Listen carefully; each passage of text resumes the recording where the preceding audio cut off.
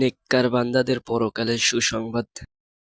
আসসালামু আলাইকুম রাহমাতুল্লাহি ওয়া বারাকাতুহু। হাদিস শরীফে আছে হযরত রাসূল সাল্লাল্লাহু আলাইহি সাল্লাম ইরশাদ করেছেন, আল্লাহ রাব্বুল আলামিন যখন কোনো বান্দার প্রতি খুশি হন তখন তিনি মালাকুল মাউতকে বলেন, হে মালাকুল মাউত, আজরাইল অমুক বান্দার রূহ কবজ করে নিয়ে এসো, আমি তাকে আরাম ও শান্তি দেব। তার পরীক্ষা হয়ে গেছে, আমি যেমন চাইতাম তেমনই সে উত্তীর্ণ হয়েছে, সে আমার সব বিধিবিধান বাস্তবায়ন করে দেখিয়েছে। এই নির্দেশের পর মালাকুল মাউত আল্লাহর সেই বান্দার নিকট উপস্থিত হন।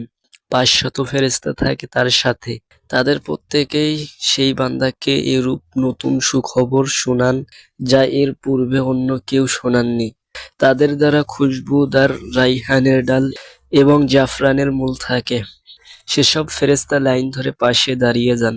সুবহানাল্লাহ।